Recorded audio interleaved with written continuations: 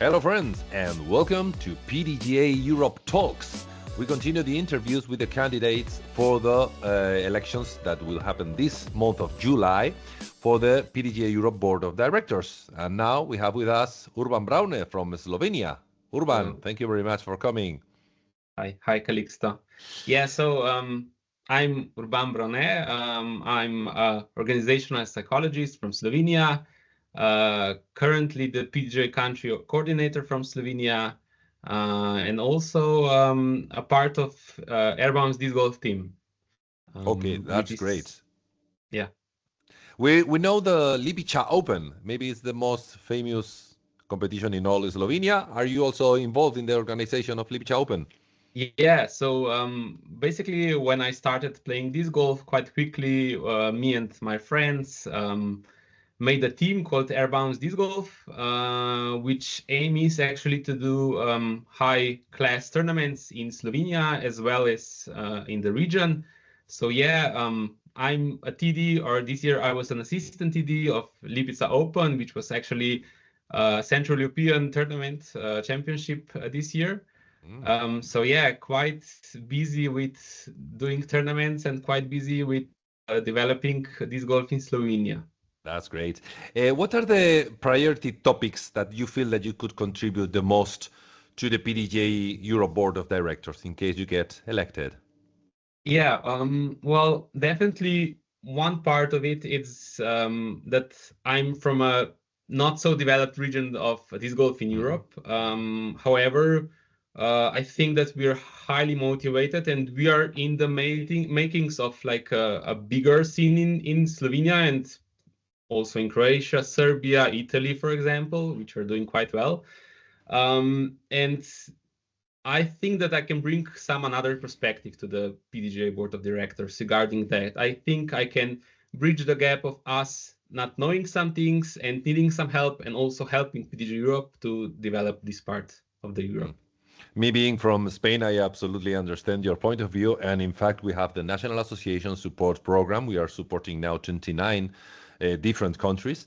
And as you say, there are some actions that, of course, it depends on the size of the country. And the actions that are useful in Norway maybe cannot be applicable in Italy. But as you say, maybe the actions that are being taking place in, I don't know, in Italy can be useful in Slovenia. So that's a good point That's to have. that. Yeah, yeah, and I might add that we can definitely learn from Norway in some kind of Yeah. ways, and from Finland especially. Especially.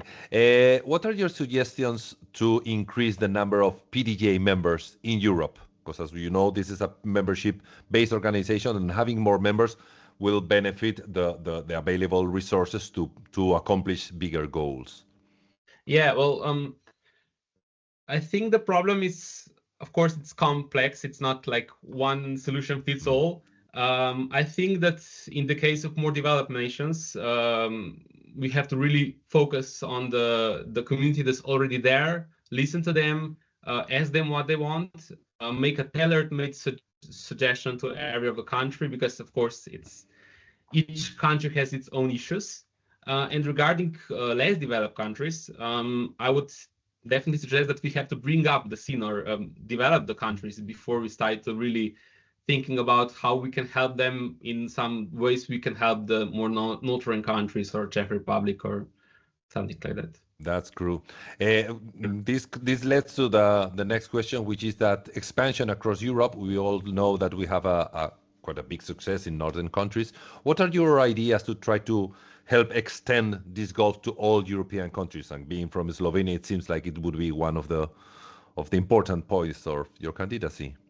Yeah, well, the way I look at it now, I had some talks with Italians, I had some talks with Croatians, Serbians. It, the development of this part of region, in my opinion, could come with the help of more developed nations by teaching us some good practices, by finding players in Slovenia, in Serbia, in Italy who are already trying to bring up the seat. It's not like that we're not trying, Mm. but we definitely would use a lot of help of just the way how to do it. And then if you find really enthusiastic players who want to build a scene, I think the sky is the limit.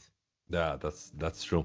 These relations are not only limited to the European countries, to the 29 current affiliated countries to PDGA Europe, but also the relationships between PDGA Europe as a whole and PDGA Global.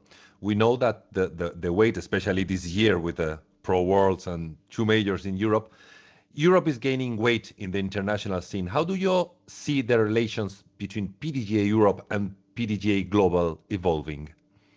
Yeah, I just had some conversation with older guys who know the history because I'm a COVID player. I started during the COVID, so I don't know the whole picture, but as far as I know, I think that the trend is going in the right direction. So if we want to be an independent, or if we want to rely on ourselves, we have to be independent. And I think the trend is going in a really, really nice direction. Of course, there are some problems, but if we really want to bring up the whole Europe as a scene, I think we cannot rely so much on the PDGA Global.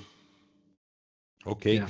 And how do you envision the future of disc golf as a sport over the next 5 years? The growth is also important, but how do you envision not only PDGA situation, but the situation of disc golf as a whole? Yeah, well, again, I think actually we're mainly on the right direction. Of course, there are some growing problems and there are problems, but seeing all the things they're doing in Scandinavia regarding the tournaments, seeing all the growth and all the courses are being built, like even in underdeveloped nations, and we must not forget about Paul Macbeth's foundation, who is doing a lot of work in Africa, or even in Serbia, of course. I think the whole thing is going in the right direction. I know there's going to be a lot of complications because we are getting bigger. But for the bigger tournaments or for the bigger nations, there's has to be an attraction of sponsors and recognition of disc golf. But for the smaller nations, I think that we're slowly coming to the right directions. And I was just happy to see that PDGA Europe and the European Disc Golf Federation just came to an agreement. And I think this is the right direction. I think that both organizations are needed in Europe to make the future of disc golf in Europe bright. That's great. You have already mentioned a bit in the first part of the interview. What are your unique knowledge or your special skills that as a person you think that you could benefit the PDGA Europe Board of Directors?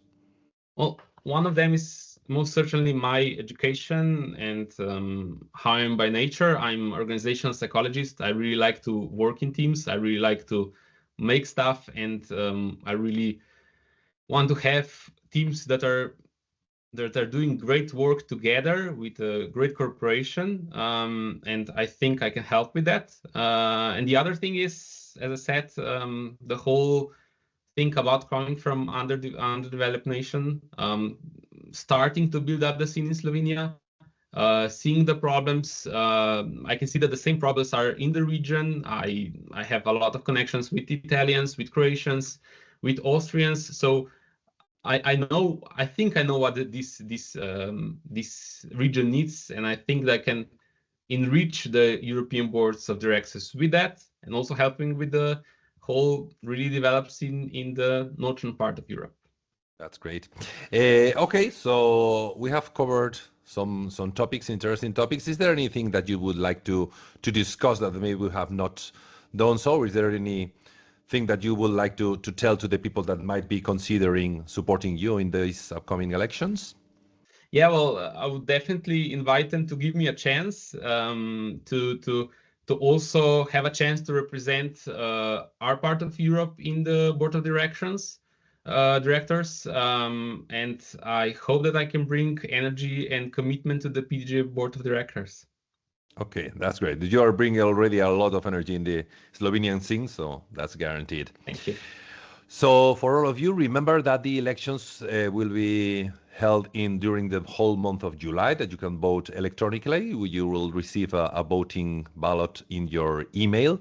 And we thank Braune from Slovenia for having some time to talk with us. Urban, thank you very much. Thank you, Calixto. See you soon. See you.